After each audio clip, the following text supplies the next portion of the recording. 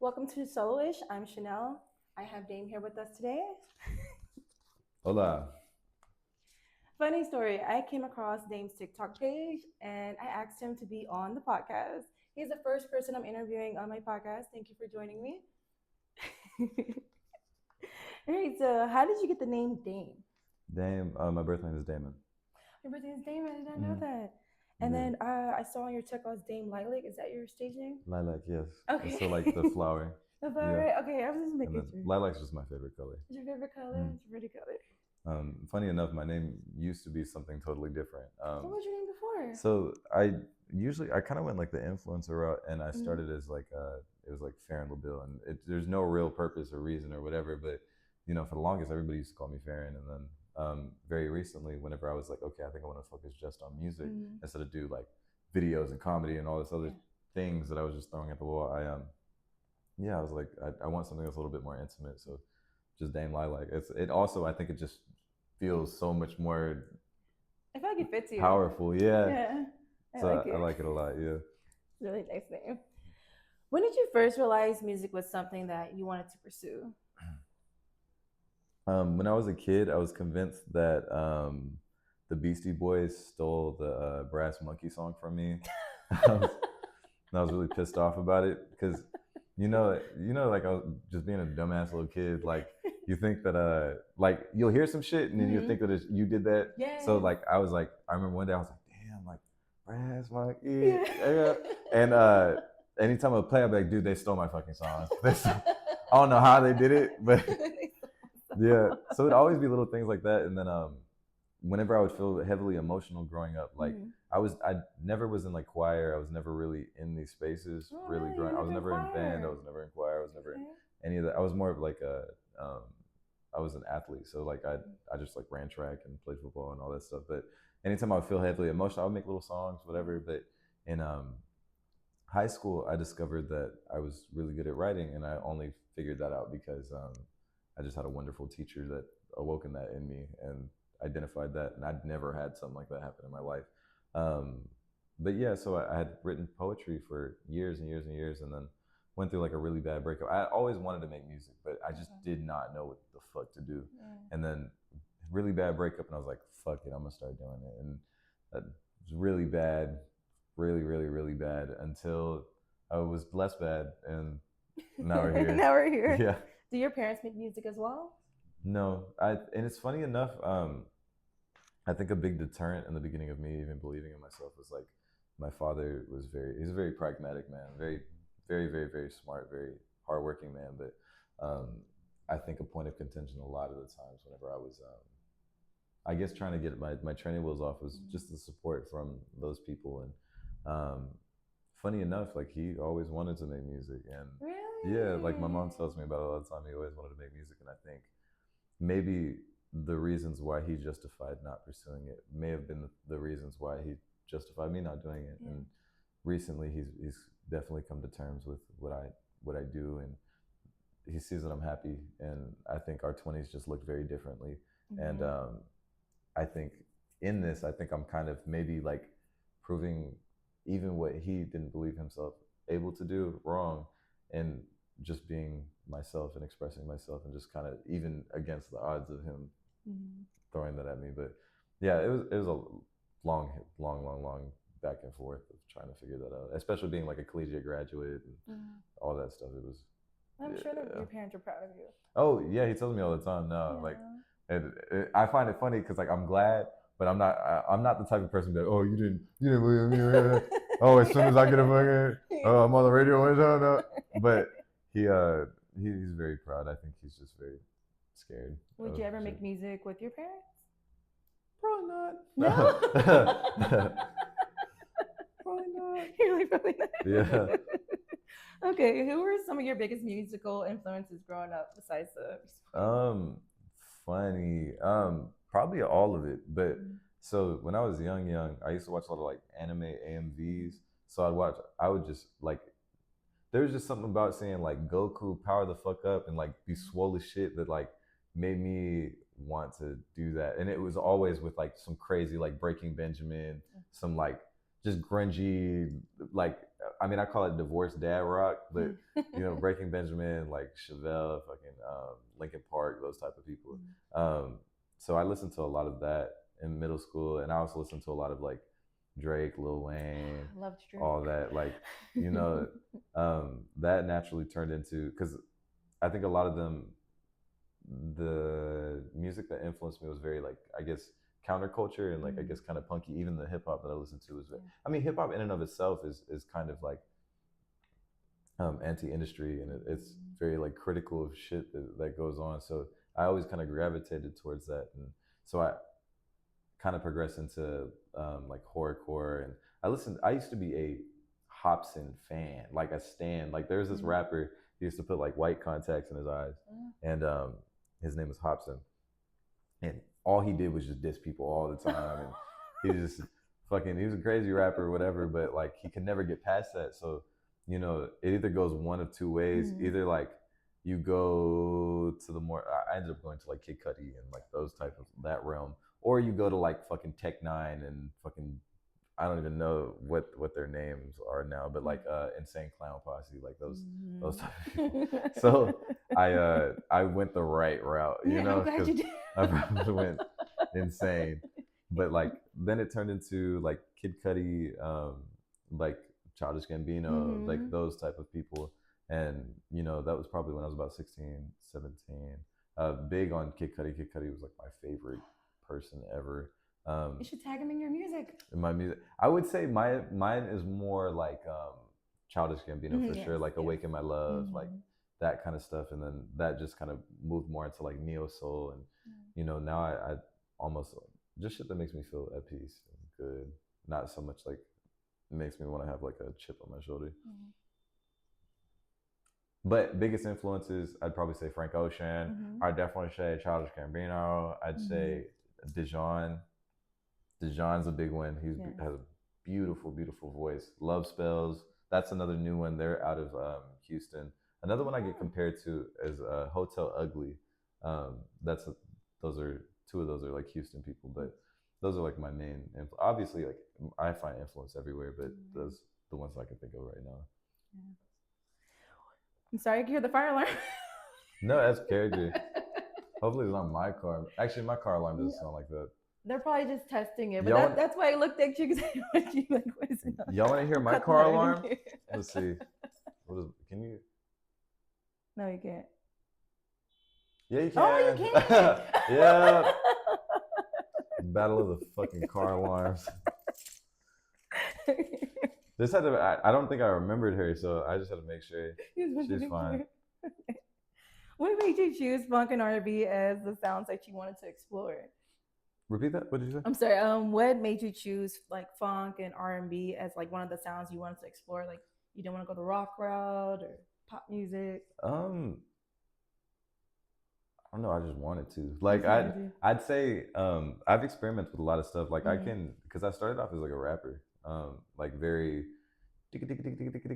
like finding pockets, all that stuff. Like you know, but I think it was just me exploring. And for me, I've always been a writer, so like rap and poetry are like the most natural avenues into that. I just didn't have the same type of music sense, but I've always wanted to do R&B, and I just didn't have the voice for it. And as time went on, like you know, I learned how to use my voice, and I feel like when it comes to funk, I'm a very like feely, very guttural person, and a lot of my shit it can be very gothic. And I think R&B and funk are very good for my voice type, but also I think they just work perfect with the way that I express myself, and it's a very like core, kind of imperfect. Like funk isn't about sounding pretty, and I think that's the difference. Like I don't think I'll ever jump on some shit like Tory Lanez. Like I just don't have the voice for that. Yeah. But something that's a little bit more raw, and I think funk and neo soul can be very raw, and I like that. I could definitely jump on, like when it comes to something like Frank Ocean, like that's I love Frank Ocean. Really pretty, but also very raw and just very beautiful. I just love the genre, and I don't like putting myself into boxes and stuff like that. So who knows? But I mean, I've had moments where I know how to like do screamo and shit like that too. Yeah. But like that's just not me. Like I'll make it, and I'm like, ah. What was the first concert you ever went to? Linkin Park. Linkin Park. I Yeah. just love Linkin Park. And during that concert, did you have a moment where it's like, I want to do this one day? I don't think I had that moment Mm-hmm. then.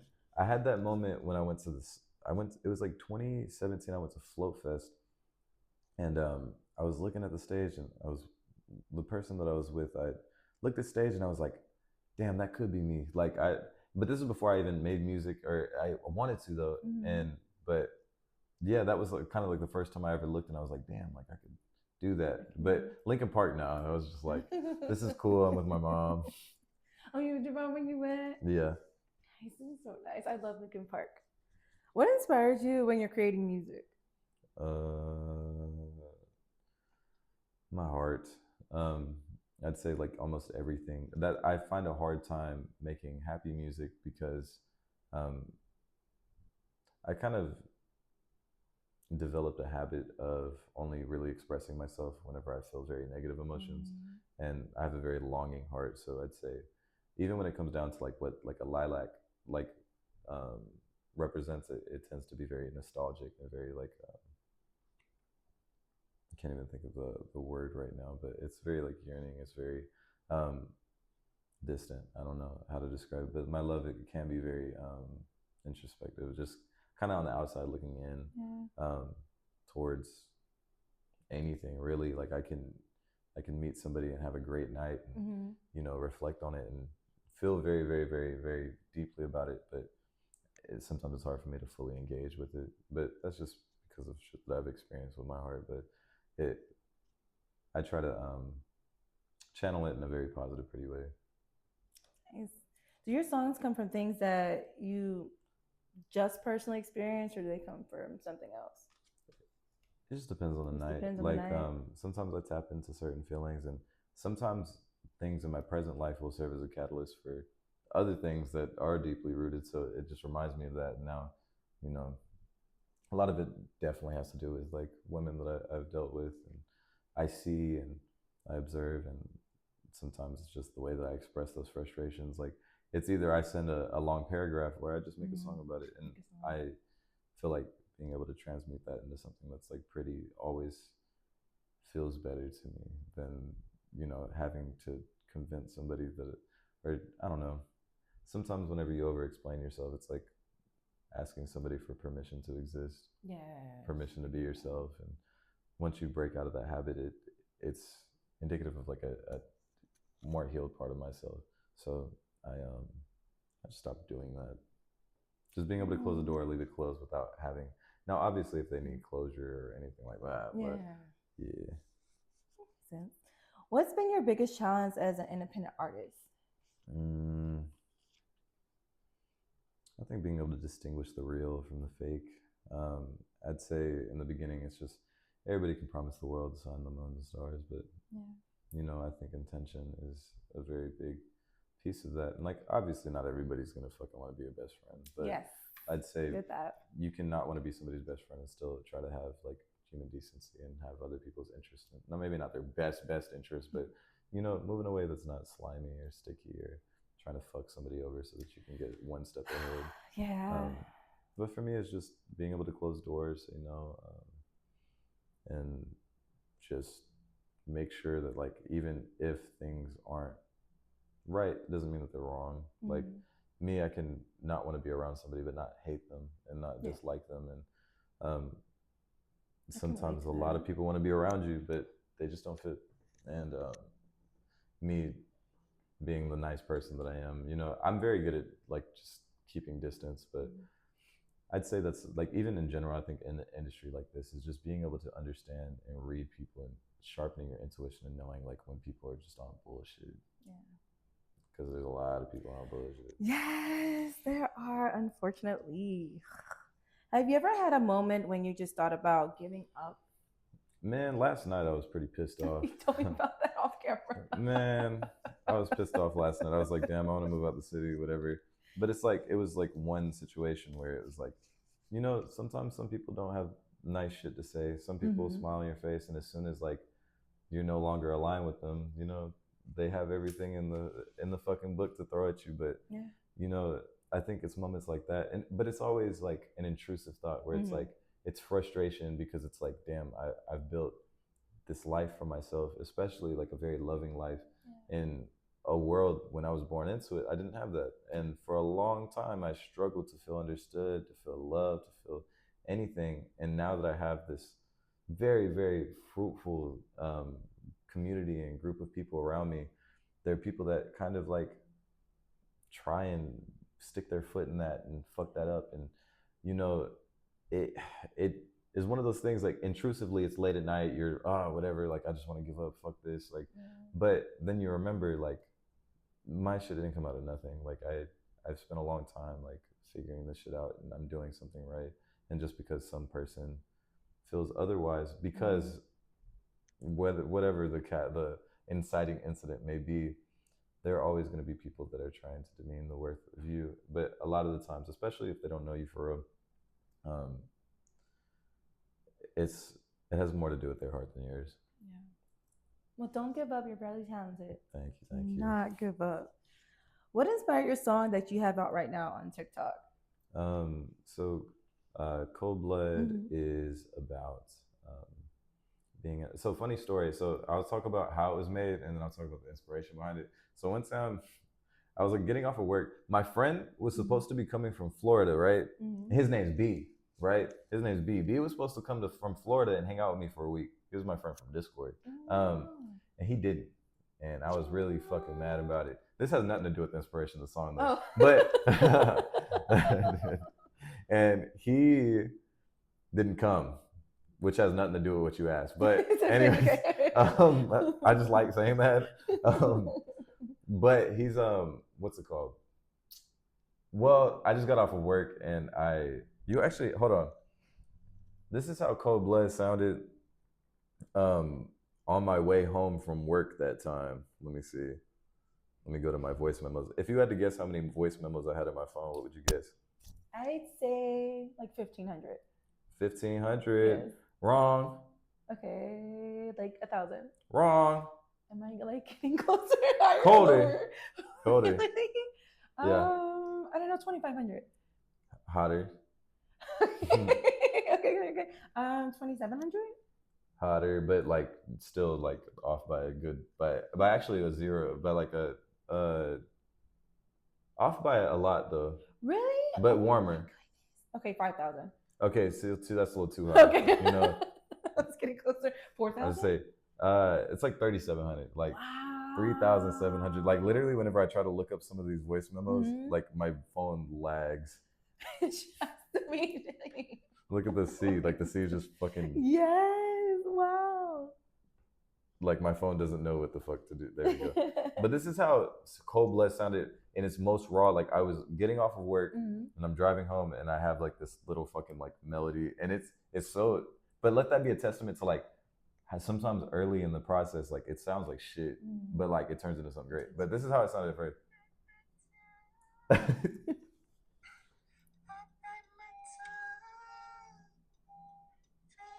And it literally started after that. And then I got home and I got really drunk. And I got really fucking drunk.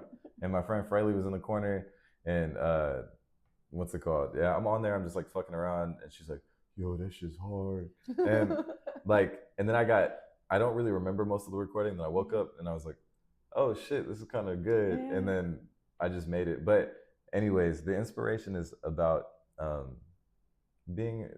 trying to be loved by somebody that is emotionally unavailable. It's in the beginning we're talking about just the things that I'm willing to sacrifice in order to love you, and you don't notice me. Yeah. And that kind of progresses into how that affects me. And so the bridge is about like kind of like the cause, it's like cause and effect, and then the chorus is just kind of like that testament where it's like, I might infect you in my cold blood, yeah. And I don't want to do that. Like, I don't want to be like you. And that's really all it's about. I don't want to be emotionally unavailable. I don't want to like infect other people with that nastiness. But sometimes people can't help it. Like, I've dealt with a lot of avoidant creatures, and unfortunately I can kind of fall into that same boat at times. Try not to be, but it's just like a defense mechanism. I feel like I always attract people that are emotionally unavailable. Yeah. I'm like, am I emotionally unavailable as well as that? Like, why am I attracting people that are like that? I don't know. Shit, sometimes people, I feel like um, there's like a gravity to it where like sometimes we feel more pushed towards things that we can't have. And so it kind of like unanswered questions leads to your imagination, kind of like imagining this fantasy, and then it feels more inviting. But that's like, kind of sometimes why, like, I think sometimes we attract people that leave questions unanswered, or like people that are worse for us because it feels less safe, but it also makes us feel more. So it occupies our brain more, makes you feel more. I don't know. I get that. What's one song you've made that you're just most proud of? I don't. You have so many on there. What? You have so many Oh, songs. I don't think I'm proud of any of my music. I would say like I love certain things more than others, but I don't find pride in my music yet. Like I don't know. Yeah. But I would say like there are certain ones that I do really love, but it yeah, it really just depends. It's like trying to ask for like your favorite kid, Oh. Yeah. At least the ones that I put through. Like there are definitely ones I like less, Yeah. but whenever it comes to like to a certain level, I'm like, oh, I love y'all the same. Now if like, if the kid's like constantly going to prison and stuff, like Okay, what's one song of yours that you would play for someone that's never heard your music before? probably Cold Blood because that's the only one I got out. I love that's the first song I saw. I was like, wait, Magic. It came out 2 months ago. Like I said, I may have put like 1 or 2 songs out over the years of me learning, but like it was never anything that I was like, oh, this feels like me. Yesterday I had a conversation with somebody that was like trying to be rude to me, I guess. And I was like, I'm just kind of putting myself out there a little bit. And he's like, no, you've actually been making music for this long. So really like what, like you're nothing, like you've been nothing. You've done this for 5 years. You're 28 and you haven't done anything. And you're very still young, okay? Don't listen. She was like, you're 28 and you haven't done anything with your life, or you still haven't done. Why do you think you haven't made it? Blah blah blah blah blah. And like, I was like, well, I just kind of started putting myself out there, and it's like, well, you've released a song before when you were learning, and it's like, there's a big difference between making music and putting yourself out there, and like, yeah, like I don't know, but wait, what was the question? But I will say, I do feel like sometimes people are in competition with you, even though you're not competing with them. Yeah. And the person you're speaking of, I think that's. Yeah, but I'd say, oh yeah, so I would just show the one that I feel like was like the change, because all of my new stuff I'd say I'm very proud of. All the stuff that I have like in the works, but I would say this is the most like, this is my first song solo that I made, because all my other music, it's a feature or it's like an interlude. It's just like an idea. Like this is my first song solo since I started making music. That was like my first time, because my mom used to tell me this all the time. She was like, if you just show me the shit that you show me, if you put out the shit that you show me by yourself, you would do great. And she was always telling that. And then the one time I released one that's just me, like people really like it. And this is probably the only one that I can show for now, because my engineer's been out of town. But these other ones, I think, are in that same caliber of like, I've spent so much time learning. But I think this is like a testament to like that change of pace, and until I can get these ones to where I want them to be. But I think that once they are out, I could probably choose from any of them. Shout out to mom. We love my mom. Listen to your mom. But they say your parents give you the best advice, and they see things in you that sometimes you don't see in yourself. Yeah, my mom's also a very intuitive creature too. She does like tarot readings and like does a lot of like spirit work. So she's a beautiful woman. I love her so much. Shout out to your parents for making you such a creative person. Also, you're kind of like out of range. Yeah. No, I am. Oh, sorry, I didn't notice that. Okay. All right. Do you get nervous before you perform in front of a big crowd? Not as much anymore. Like I used to get really nervous, like because I only started really performing like 2 months ago, so like 2 maybe 3 months ago. So in the beginning, yes. Now not so much, but it depends on the crowd. Like if the crowd is different than what I'm used to, yeah, I'm gonna get a little nervous. Yeah, nervous. Okay. I hope I don't have coffee breath. I'm closer to you now. I hope my breath doesn't smell like coffee because I'm closer to No, you. oh my God. Like you were talking, I was like, oh my gosh, does my breath smell like coffee? Okay. No, it doesn't. Okay, it smells like flowers and fucking sunshine. He's totally joking. It does it. Okay. Like, what if I was just like, yeah, no, your breath smells like shit. Oh my God. I'm like, cut the camera. Let me go brush my teeth really quickly. Okay. All right. So you told me you're 28. So that was your first time performing in front of a crowd.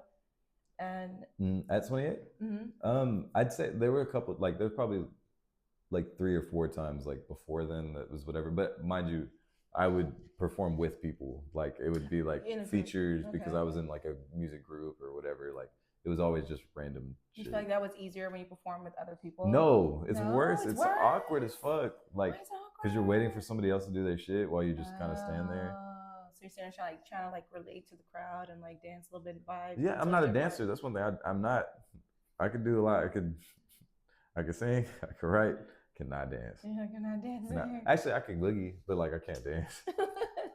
You know what I'm saying? Fine. Your voice is so beautiful, so it makes up. Yeah, you catch me at the flat, I'll dance, but I don't dance good. There's a lot of artists that can't dance, so. Yeah, I could always learn. Yeah, you could always learn. At one point, I couldn't sing, so. Look, you're doing great. I can't really dance either, guys. Only if I feel comfortable with my friends, I feel like I dance. So, are you the same? Like, if you're with a group of your friends, I don't even need friends. I just need one person that I'm having a good time with. Like, I'll go to the flat and nobody else exists, and it's just boom. If you were an artist, what other career path would you have chosen? An astrophysicist. I'm so serious. Have you always wanted that since you were a kid? So very alienated from this part of my family, but I always admired my grandfather. But he worked for NASA. He used to train astronauts and stuff. I have an aunt that worked for NASA. She lives in Alabama now. Yeah, great grandpa, they both definitely like inspired that part of me. But I've also really always loved physics, always loved space, always loved like learning that stuff. I didn't pursue it because it just didn't seem it didn't make sense to me. So if I ever get the money to get my PhD, it would probably be in astrophysics. Okay, I like that. Can you separate love and music and? Nope. That was quick. Love, my love is music, and my music is love. Like they go hand in hand. But finish your question. I was just saying, can you separate love and music, and do they always end up together? But you answered that quickly. Yeah, no, that's like my whole thing. Yeah. You were quick about that one. You're like, yeah, no, that's like principle. But I can't separate myself from my love at all. Like, me as a person, I operate on a love-to-love basis, and everything that I do, I'm a strong believer that the only thing that's left in this world, whenever you leave it, is the love that you pour into it. And we are a boundless fountain of love. Obviously, you can't stretch it too far, too fast. Like, we have to be able to channel it into a vessel, and you can only hold so much at a time. But it's coming from something that's so infinite. And whenever you leave this world, the only thing that you have is the love that you poured into it. So, absolutely. I try in every avenue, even in like with intimacy, very non-acquisitional. I don't own anybody. Nobody owes me anything. Yes.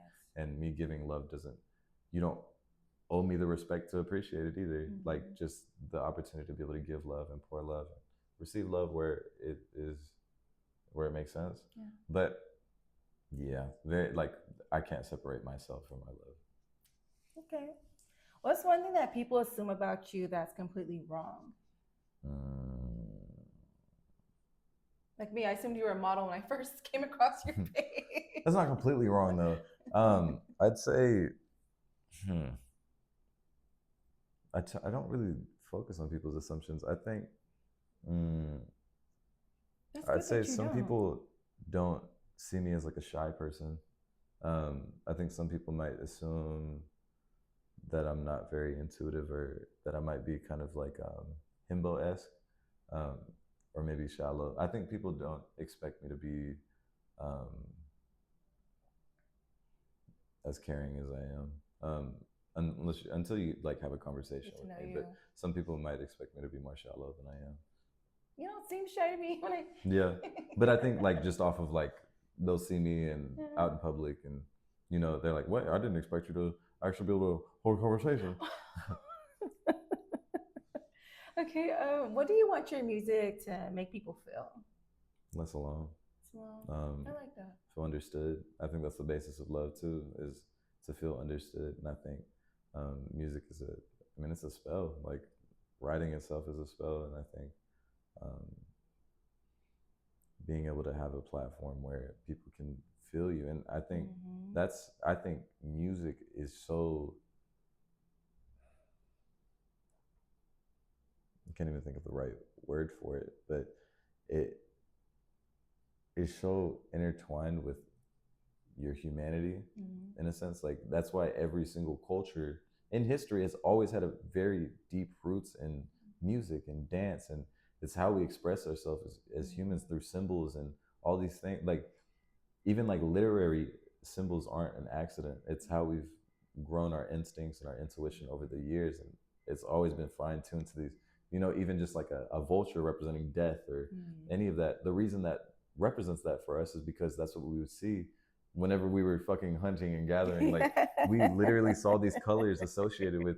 So something like music, the way that we express ourselves, it's important to be intentional with it, because especially whenever you're having people sit on it with you, it you're affecting them in very, very specific ways, and you're channeling a very specific frequency, and if you don't um, handle that with care, you can inspire a lot of negativity, but you can also inspire a lot of positivity. And for me, as a person that did grow up feeling very lonely in his own feelings and emotions, it makes me nice to have like an open platform where maybe somebody can relate. That's it. Okay. Where do you see yourself a year from now? Doing my thing, doing my thing. I don't know. I just take it fucking opportunity by opportunity. As long as I'm happy and my people are good, and I stay out of the noise, I'm good. I would love to hear more music. Yeah, I've just been getting a lot of at least the people that are like my mentors, just like a lot of people have to put out a lot of music until they have the one. He's like, you were just lucky enough that your first one is like Did great. It's a fucking like, and it hasn't even made. Excuse me. And it hasn't even made it out of Houston yet. So like all my streams, all my followers, all of everything, it's all Harris County. Like 90% Harris County. We got some Dallas, some, but all of it. So like whenever I go out, like it's funny, after that situation happened, we're walking out of the building, and and this is like another place that we went. There's a girl that walks up to me. She's like, I follow you on blah, blah, blah. I listen to your music, blah, blah, blah. And it's funny because the guy that was hating, like, I could tell he didn't like that. But it's like, it has nothing to do with you. You already care. But yeah, it was a very interesting. I have ADHD. Oh no, me too. You're fine. You're fine. So do I. So do I. I just basically asked, where do you see yourself a year from now? Oh yeah, I just do it case by case. Like I think things. About music, whatever. I think I'm in the process of just trying to get this record to break. So I've just been like sending it to DJs, trying to get in these circles where we can get it doing as well as it needs to, because I would hate to have the one that can really push and then focus on whatever. Not to say that my other music won't be good. It's just, if we have something good, he was just like, a lot of people need to do whatever until they find a record to break. He was like, you were just push this shit. Like, yes, that's keep really pushing that music out there. Have you contacted any radio stations? I've been lucky enough. Again, my mentor, the guy, it was just some like a really well, shout out DJ Noble. He reached out to me one day and was just like, you got to hit, dog. And I was like, thanks. And then he called me and just kind of put me on a game with like getting my media kit together or whatever. And I've been lucky enough to get into these rooms where, it was like 30 something DJs, A&Rs, DJs, media heads, whatever. And they put me in this room and they played my music, and man, they really, really love the track, really love the record. So they're starting to spin it in other states. And since then, he's been putting me in other groups. Very recently, we had a call about something cool. I don't even think I can say it yet, but it it was like somebody that has history of something really cool. Yeah. They showed it to another person, so they're like tears to the calls, and this person fucked with it enough to be like, okay, we'll have him in this call next week. So we'll see how that goes. So these are more like FM radio type DJs. So yeah. hopefully it goes well. So yeah, I wish you the best luck in your journey. That's amazing. You're doing so well. What's the dream that you're chasing right now? I don't know. I think I grew up dreaming a lot. I don't really daydream as much. Like I'd say like sometimes even whenever like you make a wish, like you know you see 444, like there are things that I want, but like I just do it. Like I don't know how to describe it. It's a weird place to be because it just doesn't feel like a dream. Like I feel like I'm living it. So it's like, and I'm happy. Like obviously I want to grow and I want to flourish. And I want to make money off it eventually. Yeah, but absolutely. like, you know, I'd say I want to get to a point to where like this is all I have to do and I don't have to work 2 fucking jobs. Yeah. And I can really just focus on this. But I guess like dream wise would just be able to live off this shit. Yeah. I hope that happens. In a year, we're gonna speak that into existence. Okay. All right. So when people leave this interview, what do you want them to know about you? And I'm cool as fuck. No, I'm just kidding. Yes, he is. Okay. I'm just kidding. I don't know, like that I just fucking love and I care about everything that I do. I care about, maybe I care too much, but I don't know. Don't change. I like who you are as a person. I just, I guess a key takeaway would just be that I'm real. If there's anything that I am real. Like it's not some AI bullshit. It's not some like, I just don't do fake shit. And anything that I do in any situation, place, just know that there's a lot of intention behind making sure that I'm trying to navigate it without getting caught up in the noise or compromising my morals or, you know, cutting corners. Like everything's just me, man. When is your next performance? Tonight. It's tonight, correct? And yeah. Can we go ahead and shout that out where your performance will be at tonight? Let's see. What the heck? Guys, pull up. The Creative Exchange, HTX. And what time was that? It's gonna be 7:30. What time is it now? 4:10. Okay. So it's gonna be. Oh, hold on. So, Hold on. Hold on. The Creative Exchange, where Houston creatives meet.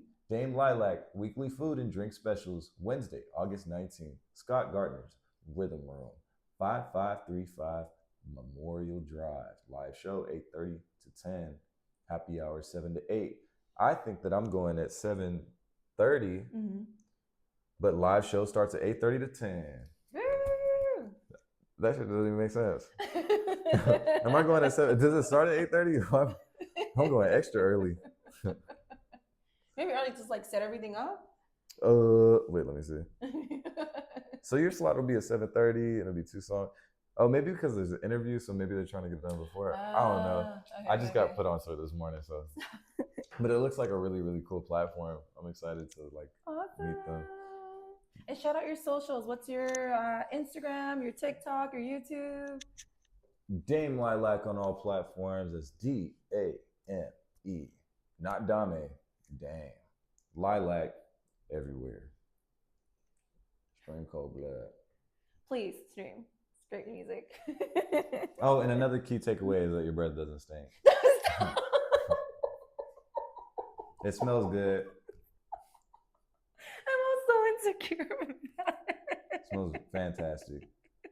That's why I did the breath test. This is my breath stink. I should probably practice maybe I'm gonna drink coffee, maybe brush my teeth, and then Yeah. Maybe just some gum. Do I need gum? Yes. I'm just kidding. No, you don't.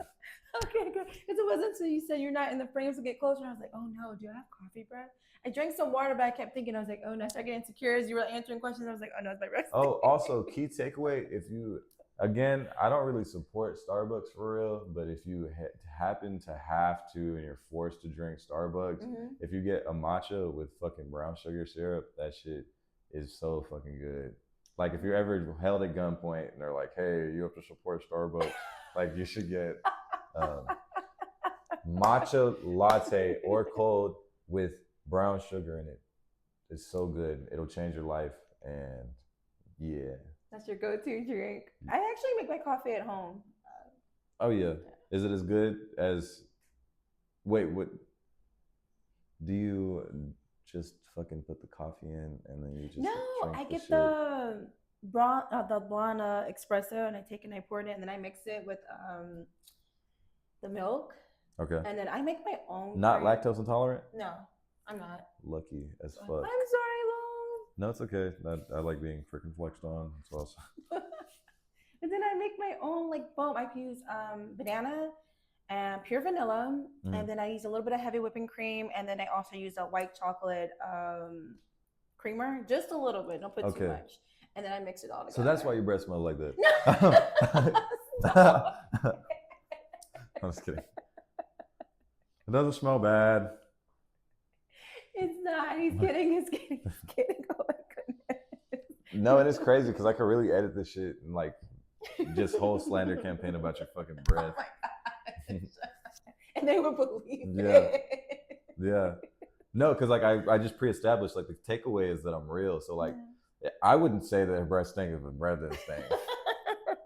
I'm just kidding. It's good. It smells good. Because there can also be a compilation where I'm saying your breath smells good. Yeah. And it's just fucking contradicting myself. You're gonna edit it right when he says your breath smells good. You could just bleep me. But then I'll call your ass out for censorship and I'm gonna be really pissed off. I'm just kidding. This has been a great interview. The first person to interview. Thank you so much for coming on my show. I'm dropping all of my stuff. What did you drop? Just the cards. My cards. I actually did this at work last night. I'm a respiratory therapist and I work overnight.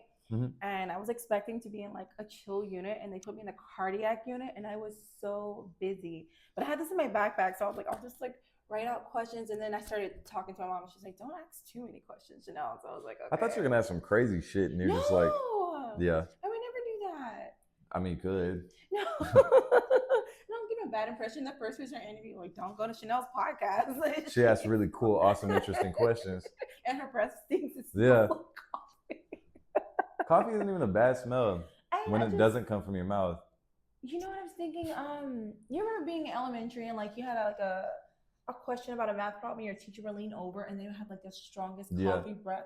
My goodness, that would drive me Sometimes I would raise my hand so much that they wouldn't choose me anymore, and then I'd cry. Oh no! Because I was so excited to answer the question every time, and they wanted to give other people a chance, but I felt like they were like not fucking with me, so I would cry. I'm sorry. I was just the opposite. I was like, please don't pick on me. I would literally just have the saddest look on my face, like, please don't pick on me. No, like my arm would fall off, dude. Like, wait, I know the answer. I know the answer. I'm the total opposite. I'm like, please do not put me on the spot. I feel like even if I do know the answer, once you put me on the spot, I get so nervous. I'll say the wrong thing. And I'm like, oh no, now they think I'm stupid. I ended up like that after that because I was just like, I don't want to fucking fuck you. No, I don't like that. Thank you for joining us. I know you have a performance today. I wish you the best of luck. Or you'll be posting the performance like on live, or who knows? I don't know. Sometimes I don't know. I don't really like think about it. Like if somebody sends me a cool video, I'll post it. But like I don't like set up the camera. You don't set it up when you're performing? Yeah, no. Oh, I thought you did. So you can like post it on your socials. Sometimes socials are like an afterthought. I don't know. Like the what's it called? Like even the like fashion show, like performance. It was just because there was like press coverage, so like I think it's gonna be on the news and stuff too. It was really cool. Awesome. But it was somebody just sent me something. I was like, oh, this is cool. But I thought you had someone recording you and then you posted it. I'm too in the moment. Sometimes I like forget, but like thank goodness I have people that record for me without me having to ask. I'll have someone record the performance today so you can post it on your socials. Yeah. You can see your performance live. Should I wear the crop top to the performance? Absolutely. What does it give? Like, does it give, hey? It gives Houston, it's hot outside. Houston is hot. My AC doesn't work. You see what I'm wearing because I'm so hot. This is really thin too. I always try to wear thin clothes. I'm burning up. Yeah. People. No, I get so scared. Like, what if I go and they think I'm a slut? let them think you're. They'll probably just assume it anyways. It's a fucking... I like your style. I like the way you dress. Thank you. I came out of bed pissed off today. But you didn't let it affect your interview. You did great. Thank you. You Still have good energy and everything. Oh yeah, no, I mean, you can be pissed off and shit's fine. You know what I'm saying? Yeah. Sometimes shit just pisses you off. Absolutely, but you can't let it, Oh yeah. ruin your day. Yeah, and like my pissed off isn't like grr. My pissed is just like, yo, that's dumb. Yes. I get disappointed and then I cry a little bit and then I'm like, okay, I brush it off. Yeah. I try not to stay in that space too long, I feel like, especially when you got so many good things, it's hard to like, I don't know. Like for me, like bitterness inflicts its flavor onto the container that holds it. So I try to make sure that's, especially when it comes to like even how I shape my fucking tongue. Like the way you talk about people, like don't stain your tongue with bullshit, especially since it's not worth it, man. Yeah. And I try not to stain it, especially because that's my thing. Like that, my tongue is my weapon. You know what I mean? But it's also like it's what saves me, but can also ultimately starve me if I use it the wrong ways. That's true. You sound like very media trained. I don't know if you ever had media training before. No. You did really But well. what about that? Like you answered the questions very well. Like you did everything. You even set this up. I was gonna put this on the other side of the room. He's really, really good. You have a good eye. You have a very good eye. Thank you. Yeah. Thank you. You're welcome. I'm looking forward to your performance. Hopefully you get. But you're not gonna come watch it though. You didn't invite me. You're not gonna fucking watch it. He didn't invite me. All right. Bye, guys. Bye, guys. I'm Chanel. This is Soloish. Thank you for watching. See you next time.